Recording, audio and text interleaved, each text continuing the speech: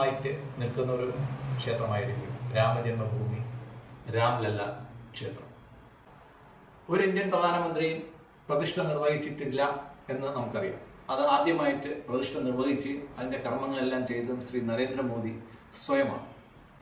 ഒരു മതേതര രാഷ്ട്രത്തിൽ ഇതൊക്കെ പറ്റുമോ എന്ന് ചോദിച്ചു കഴിഞ്ഞാൽ പറ്റും. കാര്യം ലോകത്തെ ഇന്ത്യ അല്ലാതെ വേറെ ഒരു മതേതര രാഷ്ട്രവും ഇല്ല. ലോകത്തെങ്ങും ഇല്ലാത്ത മതേതര രാഷ്ട്രം എന്തിനാ നമുക്ക്? നമ്മൾ പാകിസ്ഥാനിൽ ചെന്ന് കഴിഞ്ഞാൽ അവര് ഇന്ത്യ എന്നോ ഭാരതമെന്നോ അല്ല നമ്മളെ പറയുന്നത് ഹിന്ദുസ്ഥാൻ എന്നാണ്. അപ്പൊ പാകിസ്ഥാനികൾക്ക് ഇത് ഹിന്ദുസ്ഥാൻ ആവാമെങ്കിൽ നമുക്കും ഇത് ഹിന്ദുസ്ഥാൻ ആവാം. അപ്പൊ ഹിന്ദുസ്ഥാനിന്റെ പ്രധാനമന്ത്രി ഹിന്ദുസ്ഥാനിലെ ഒരു ക്ഷേത്രത്തിൽ പ്രതിഷ്ഠ നടത്തിയിട്ടൊന്നും സംഭവിക്കുന്നില്ല. വിഷയം നമുക്കതല്ല.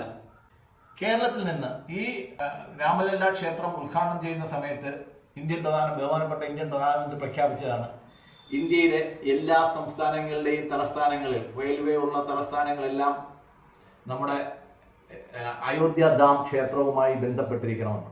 അതൊരു നിർദ്ദേശമായിരുന്നു. ഇന്ത്യയിലെ റെയിൽവേ സൗകര്യമുള്ള മിക്കവാറും എല്ലാ സംസ്ഥാനങ്ങളും ഇത് അനുസരിച്ചിട്ടുണ്ട്. കേരളത്തിൽ നിന്ന് മാത്രം ഇതുവരെ അയോധ്യയിലേക്ക് ഒരു ഡയറക്റ്റ് ട്രെയിൻ ഇല്ല എന്ന ഒരു വിവരം നിങ്ങളോട് ഞാൻ പങ്കുവയ്ക്കാൻ ആഗ്രഹിക്കുകയാണ്. കേരളത്തിൽ നിന്ന് 2 ട്രെയിനുകൾ, ഒന്ന് തിരുവനന്തപുരത്ത് നിന്നും ഒന്ന് എറണാകുളത്ത് നിന്നും വീക്കിലി ട്രെയിനുകൾ ആഴ്ചയിൽ 2 ട്രെയിൻ വെച്ചിട്ട് റപ്തി സാഗർ എക്സ്പ്രസ് എന്നും പറഞ്ഞിട്ട് ഗോരഖ്പൂരിലേക്ക് പോകുന്നു. ഗോരഖ്പൂരിലേക്ക് പോകുന്ന വഴിക്ക് അയോധ്യയിൽ ഇറങ്ങണമെങ്കിൽ നമ്മൾ ഇറങ്ങിയിട്ട് ഏകദേശം 140 കിലോമീറ്റർ നമ്മൾ വേറൊരു വണ്ടി പിടിച്ചിട്ട് പൊയ്ക്കോളണം. ഇതാണ് കേരളത്തിലെ റെയിൽവേ നേതാക്കളുടെ ഉദ്യോഗസ്ഥന്മാരുടെ ചിന്താഗതി. ഏതെങ്കിലും രാഷ്ട്രീയ പാർട്ടി കേരളത്തിൽ നിന്ന് നേരിട്ട് അയോധ്യയിലേക്ക് ട്രെയിൻ വേണമെന്ന് ആവശ്യപ്പെട്ടിട്ടുണ്ടോ? ഇല്ല. അപ്പോൾ ഇക്കാര്യത്തിൽ രാമജന്മഭൂമിയുടെ കാര്യത്തിലും രാംലല്ലയുടെ കാര്യത്തിലും കേരളത്തിലെ ആൾക്കാരെല്ലാം ഒറ്റക്കെട്ടാണ്. ഞാൻ ശക്തമായിട്ട് ആവശ്യപ്പെടുന്നത് കേരളത്തിൽ നിന്ന് അയോധ്യയിലേക്ക് നേരിട്ട് ഒരു ട്രെയിൻ വരുന്നത് വരെ ഞാൻ അയോധ്യ സന്ദർശിക്കില്ല എന്ന ഒരു ദൃഢനിശ്ചയമാണ് എനിക്കുള്ളത്.